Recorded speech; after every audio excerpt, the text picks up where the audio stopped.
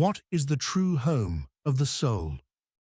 It is a question that has echoed through every age of human thought, from the ancient mystery schools to the modern search for meaning. Beneath the surface of ordinary existence, beyond the illusions of time and flesh, there is a secret story, a hidden lineage of light. This story is told in symbols and silence, whispered through the language of Gnosis, the knowledge of what has always been known but long forgotten. Gnosticism, at its heart, is not a system of belief, but an awakening. It speaks to those who sense that the visible world is not the whole of reality, that behind every appearance lies something vast, luminous, and eternal. To the Gnostic mind, the world is not merely a stage upon which human life unfolds. It is a shadow cast by a greater realm, the echo of a fullness that once was whole and now is fragmented. That fullness is called the Pleroma, the realm of divine light, of pure being, of harmony beyond division. The Pleroma is not a place in space, nor a time before time. It is the eternal presence of all that truly is, the source from which every spark of consciousness descends. All souls originate from this ineffable fullness, and yet most remain unaware of their celestial birthright, wandering in the half-light of the material world as if exiled from their own divinity. To speak of the Pleroma is to point toward what language can barely hold. It is the treasury of divine essence, the fullness of God before creation, fractured into multiplicity. Within it dwell the aeons, emanations of the ineffable source, each one a living expression of divine thought, emotion, and will. Together, they form the harmony of the unfallen cosmos, an ordered symphony of spirit. Yet within this radiant order, a mystery unfolds, the descent of one aeon, Sophia, and the birth of the world of matter. It is from that act of yearning and error that our story, the story of the human soul, begins. The video that follows seeks to trace that story, from the stillness of the Pleroma to the restless world of the Gnomos, the realm of shadow and separation. It explores how the divine spark came to dwell within humanity, how it fell into forgetfulness, and how, through Gnosis, it can remember its true home once more. For to know where we come from is to understand where we are destined to return. The mystery of the soul's origin is not merely a cosmological tale, it is the hidden map of the human heart.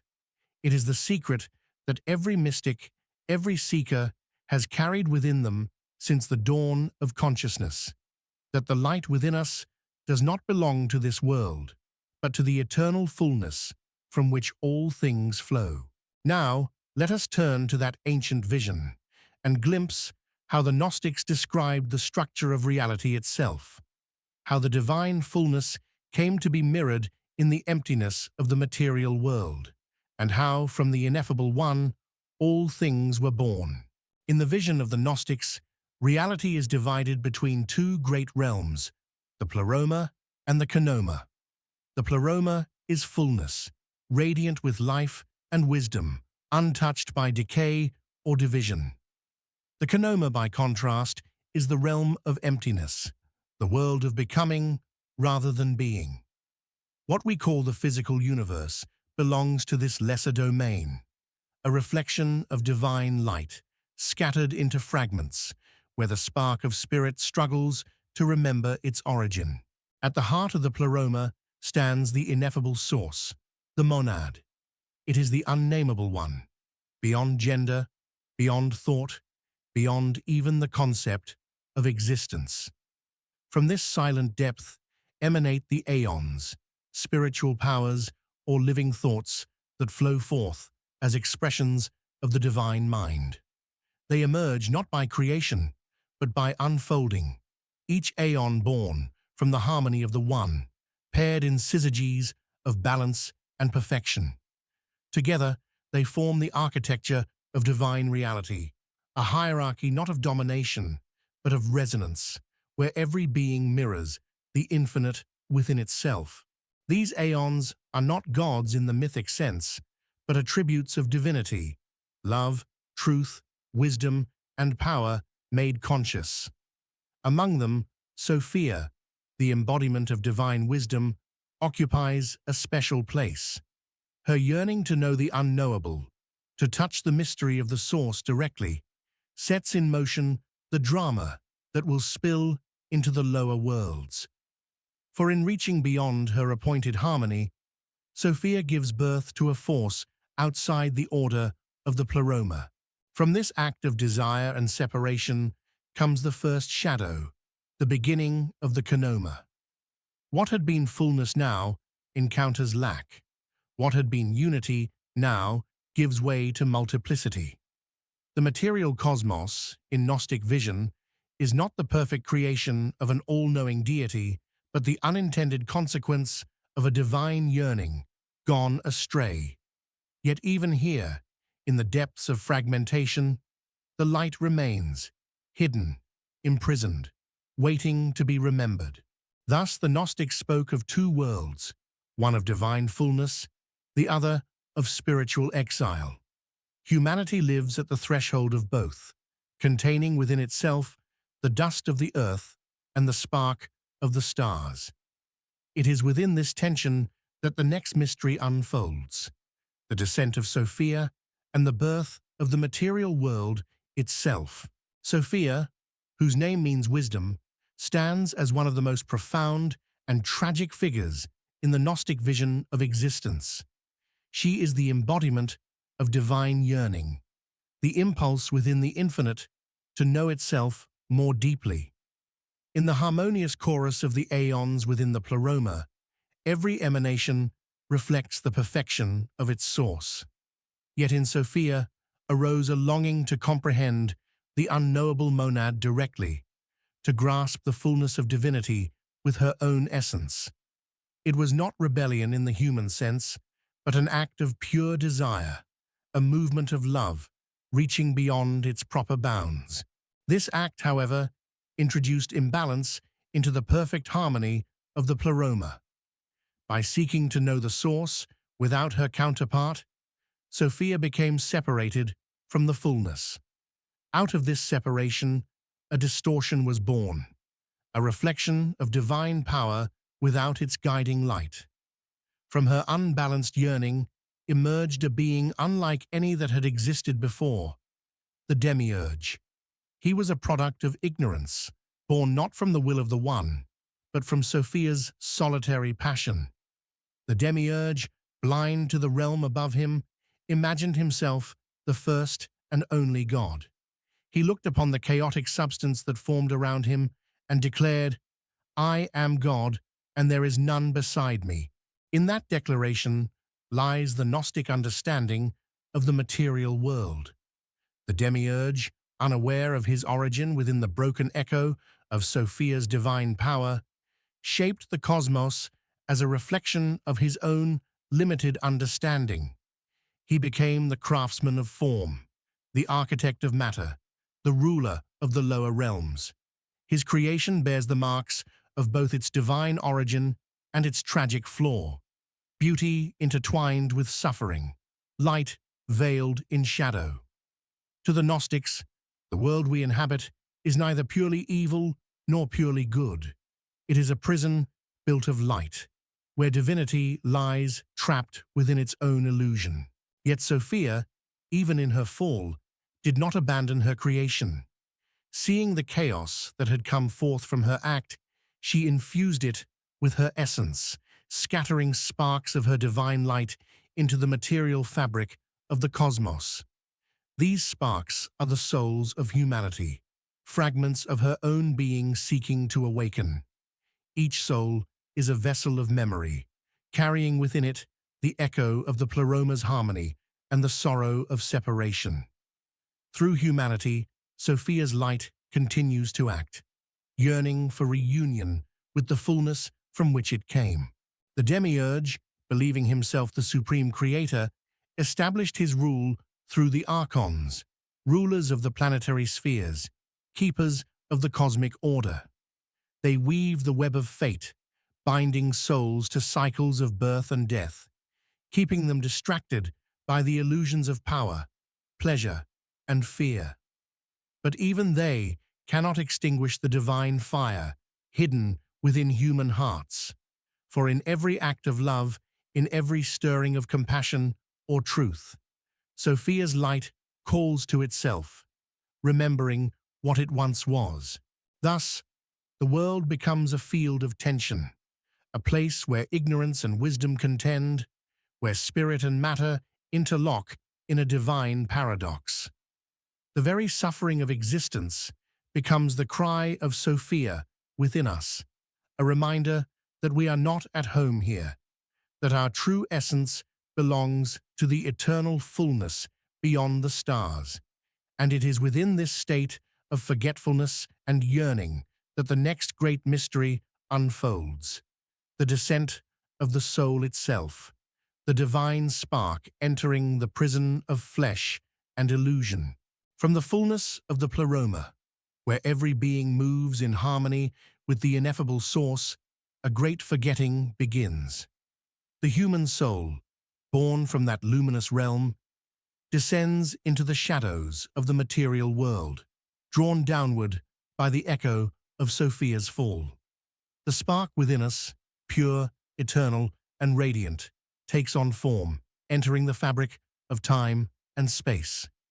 This descent is not a punishment, but a process of concealment, a mystery in which divine consciousness is clothed in limitation, so that it may one day awaken to its own forgotten light. In the language of the Gnostics, each human being carries within them a fragment of the divine essence.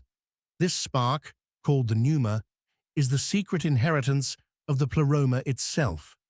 Yet upon entering the world, fashioned by the demiurge, the soul becomes veiled by layers of forgetfulness.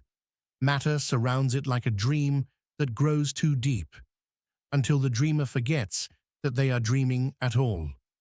The divine spark, once radiant with memory of its origin, falls into amnesia, believing itself to be only what it perceives through the senses, what it can touch, possess, or fear to lose.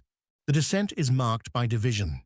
In the Pleroma, all is unity, but in the world below, the soul experiences separation. It learns to speak in opposites, light and dark, good and evil, life and death.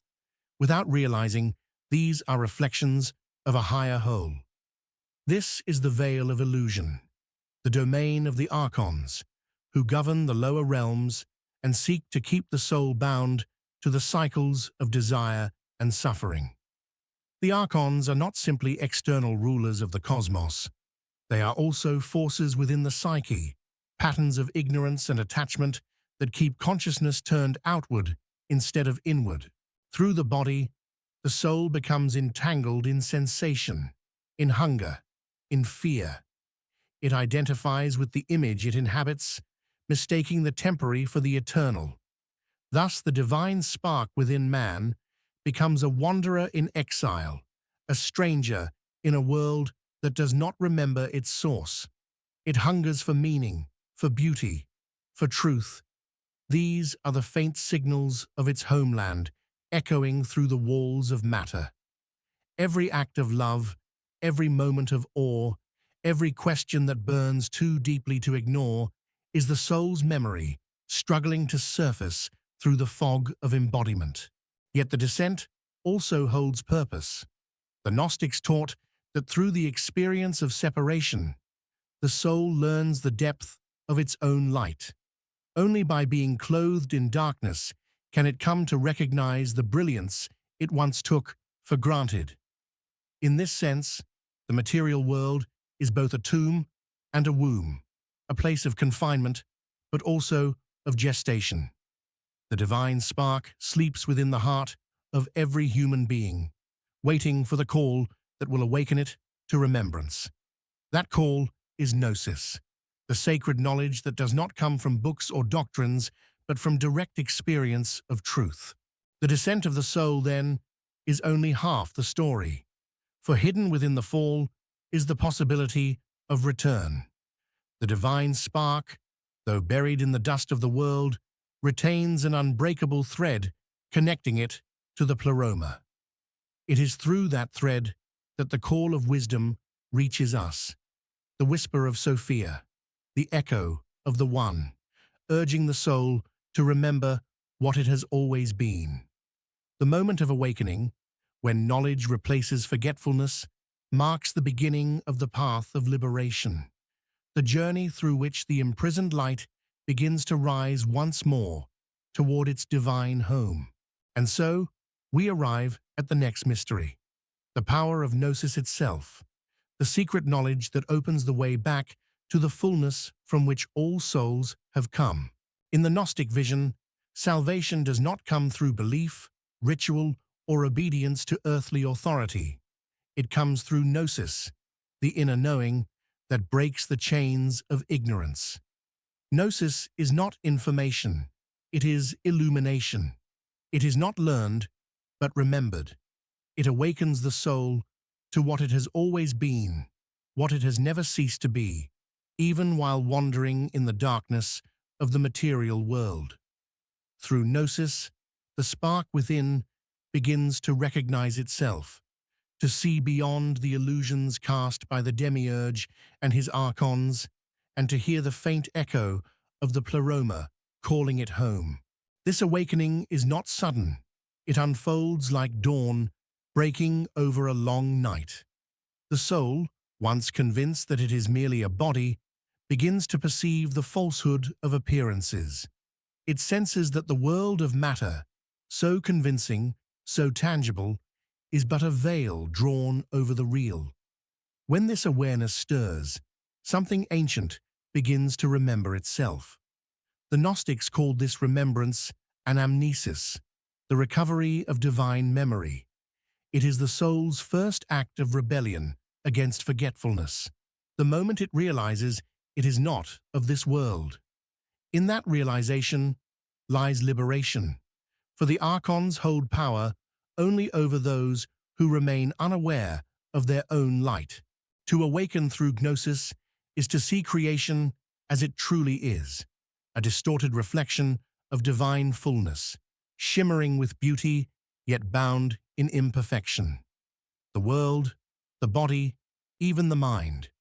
These are instruments through which the divine spark experiences limitation, but they are not the essence of who we are.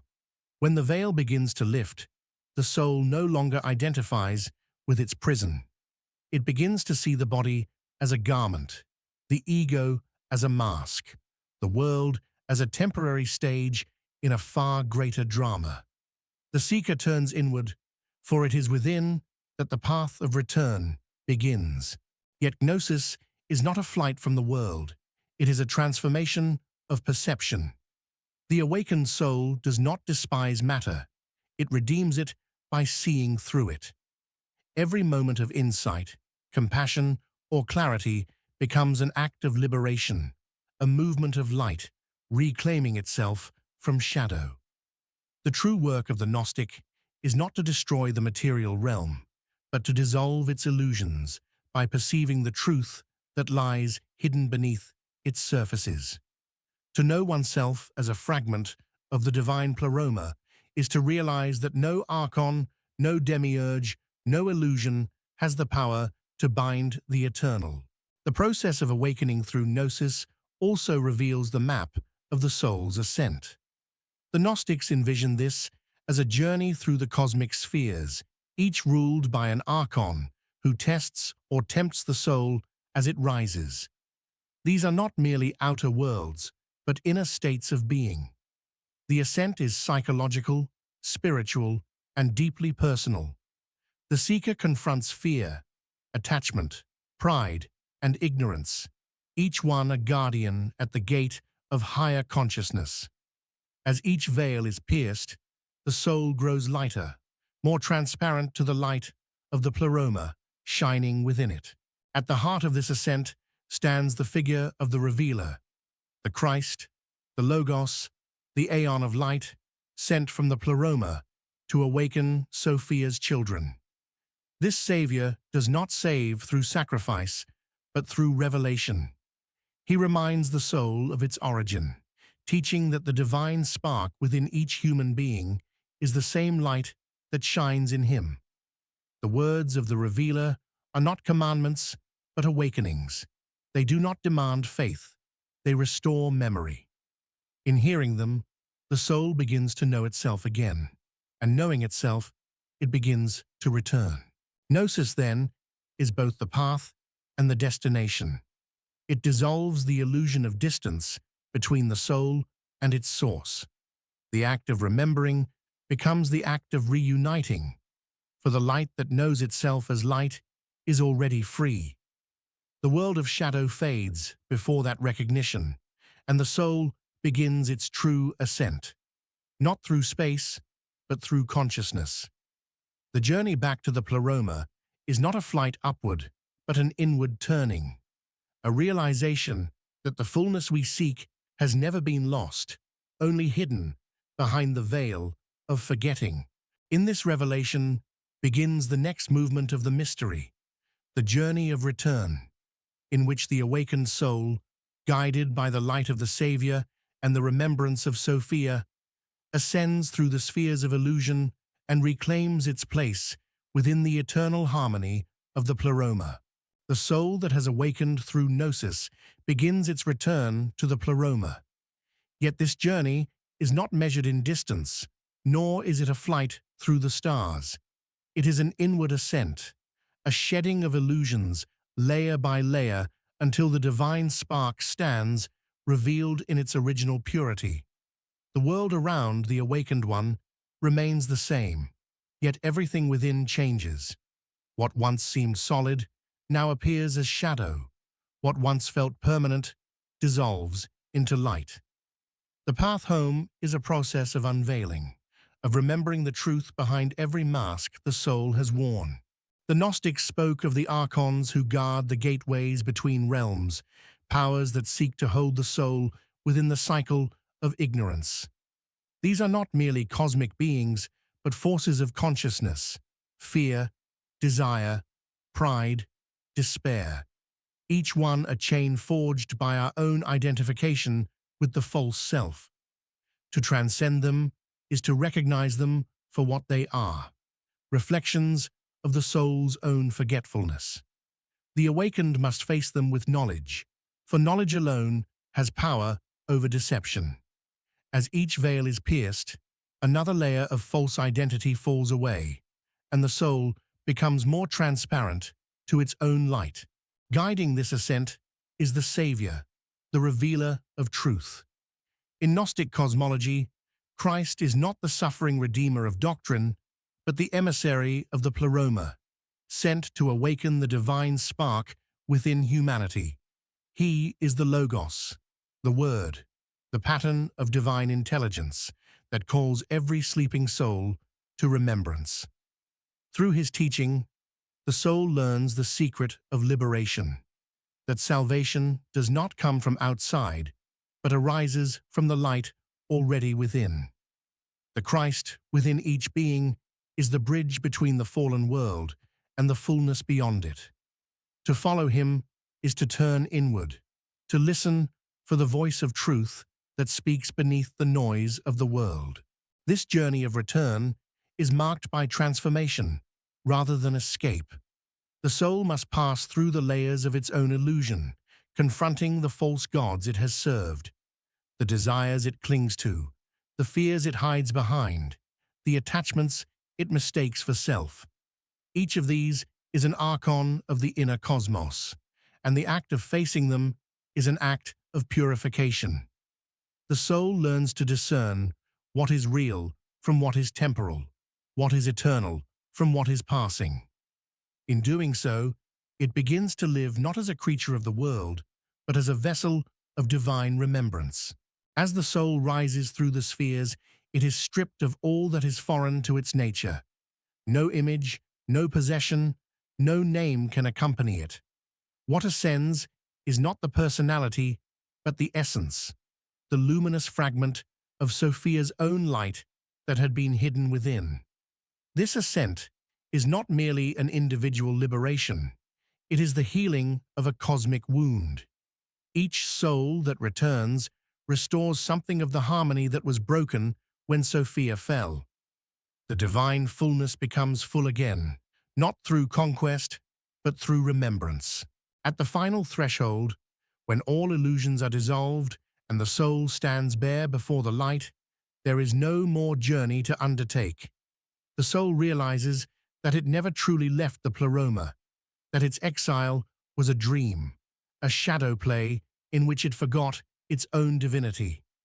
The ascent was always a movement within consciousness, a deepening awareness of what had always been.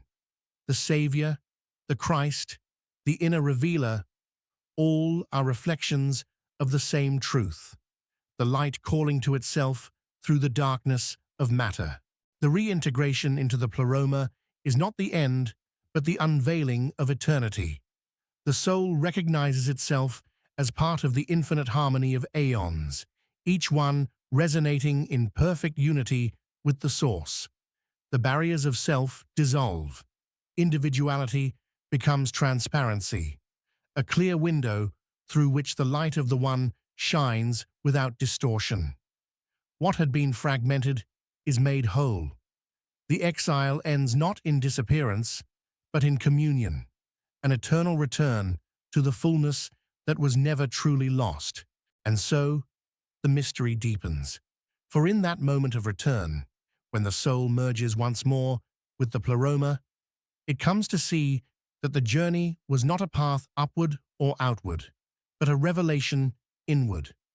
The fall, the forgetfulness, the struggle, the awakening, all were part of the same divine movement. What remains now is the final revelation, the mystery of the Pleroma itself, where origin and destination are one, and the soul's eternal home is found within the very essence of its being. When the soul finally awakens from its long exile, it discovers that the Pleroma, the radiant fullness from which all being flows, is not somewhere beyond the stars, nor hidden in a secret heaven. It is here, within, closer than breath, older than time. The journey of return dissolves into a stillness that reveals what was always true. There was never a separation to begin with. The Pleroma is not a destination, but the eternal condition of reality itself, the hidden ground beneath all appearances. What we have called ascent is, in truth, the unveiling of what has never been absent. To the awakened one, the Pleroma is not an object to be seen, but a state of being to be realized. It is the fullness of light that underlies all forms, the silent center that gives rise to every motion.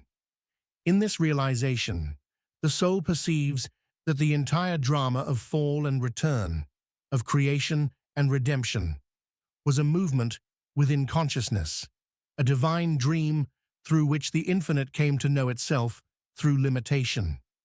The descent of Sophia, the birth of the demiurge, the entrapment of the divine spark in matter, and the awakening through Gnosis are not events in time, but symbols of an eternal process. The one becomes many in order to rediscover itself as one. Here lies the true mystery of the Pleroma, that the separation of spirit and matter, light and darkness, ignorance and knowledge is not a flaw in creation, but the means by which consciousness experiences its own completeness. The fullness cannot be known as fullness unless it is contrasted with emptiness. The light cannot know itself as light without first shining in the dark. Thus, the world of illusion, the Pleroma, plays its necessary role. It is the mirror through which the divine perceives its own reflection. In the very act of losing itself, divinity ensures the possibility of awakening. The soul, now freed from the bonds of duality, sees all things as emanations of the same source. What once appeared as conflict is revealed as harmony misunderstood. The demiurge himself, once seen as the blind jailer of the cosmos, is recognized as an instrument through which Sophia's wisdom manifests. Even error becomes revelation, for without it, there could be no knowledge of redemption. The Gnostic myth, then, is not a condemnation of creation, but a vision of its transfiguration. The realization that the fallen world, when truly seen, is the Pleroma in disguise. To dwell in the Pleroma is to know all things as one. There is no longer above and below, divine and human, heaven and earth. All opposites dissolve into the stillness of fullness. The soul, which once struggled to ascend, now rests in the infinite calm of recognition. The light within and the light beyond are revealed as the same light, shining through every form, every being, every breath. The fullness is not somewhere else. It is the fabric of existence itself, eternally complete, eternally present. And yet, this realization does not erase the world. The awakened one still walks among forms, still sees the turning of days and the dance of seasons, but everything is transfigured. The ordinary becomes sacred. The veil becomes transparent.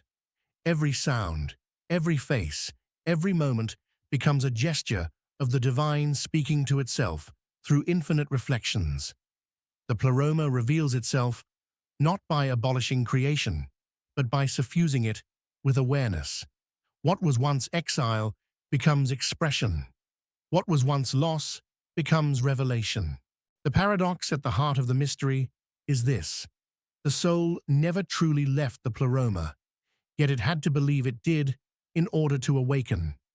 The journey of descent and return, the cycles of forgetting and remembering, the struggle and the revelation, all are movements within the eternal stillness of the One. To know this is to rest in the heart of Gnosis, to see that liberation is not an escape from the world, but a recognition of its true nature. The Pleroma is not reached by striving. It is unveiled in surrender, when every illusion of separation falls away and only the infinite remains. In this revelation, the soul understands the deepest secret of existence, that the source and its emanations are one continuous reality, a symphony without beginning or end. To ask where souls come from is to ask where light comes from the sun. It does not come from it, it is it. Each soul is a ray of that eternal brightness, a distinct expression of the same ineffable radiance. And when it returns, it does not vanish. It shines more clearly, more consciously, within the vast harmony of the all. In this revelation, the soul understands the deepest secret of existence, that the source and its emanations are one continuous reality, a symphony without beginning or end.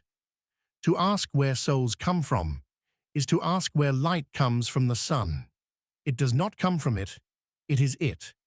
Each soul is a ray of that eternal brightness, a distinct expression of the same ineffable radiance. And when it returns, it does not vanish. It shines more clearly, more consciously, within the vast harmony of the all. And so we come, at last, to the closing of the circle, the remembrance of the light, the moment in which the soul's ancient journey resolves into silence. For the story of descent and return, of exile and homecoming, of loss and awakening, ends where it began, in the eternal fullness within. The story of the soul's exile and return does not end in the heavens, nor in some distant afterlife. It ends here, in the present moment, where the eternal quietly waits to be remembered. The light of the Pleroma has never abandoned the world. It burns beneath the surface of all things, hidden in plain sight. To remember the light is to awaken to the truth that every breath, every heartbeat, every thought is already taking place within the fullness of being. The separation we feel is the dream. Awakening is the return. The Gnostics taught that remembrance is not achieved through belief, but through direct experience.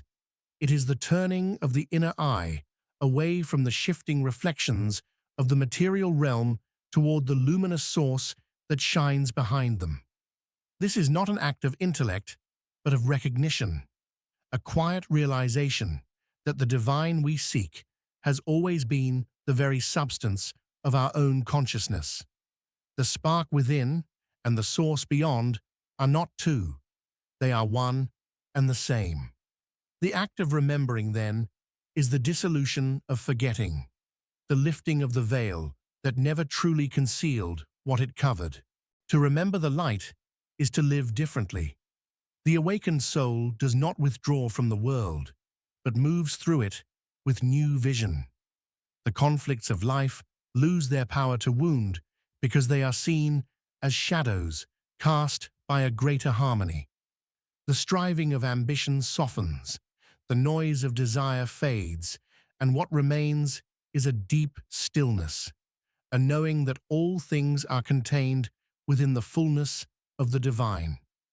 Compassion arises naturally from this awareness, for in every being, the awakened one recognizes the same hidden spark, the same fragment of Sophia's scattered light, yearning to be free. The return to the Pleroma, then, is not the flight of a soul abandoning the earth, but the transformation of perception that reveals heaven within the earth itself. When the light is remembered, the material becomes transparent, every object a window into the infinite, every moment an echo of eternity. The Saviour's words, spoken not as doctrine, but as living truth, become clear. The kingdom is within you, and it is spread out upon the earth, though men do not see it. To see it is to awaken, to know oneself not as a wanderer in exile, but as a manifestation of the divine fullness playing through form. In that awakening, sorrow turns to serenity. The suffering of the world is understood not as punishment, but as the yearning of the divine for self-knowledge. The fall of Sophia, the birth of the demiurge, the creation of the cosmos, all of it becomes a cosmic gesture of remembrance, the infinite seeking itself through the finite. Each soul's journey mirrors this movement, each life a spark tracing its own arc back toward the light.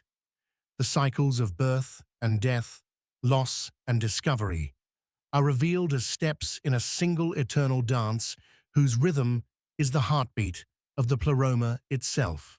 To remember the light is to live as one who has already returned. The fear of death dissolves, for the soul knows that nothing real can be lost.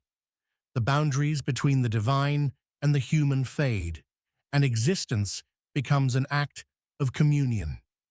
In the silence of this realization, there is no longer a seeker and a goal, no question and no answer, only the fullness of being, radiant and complete.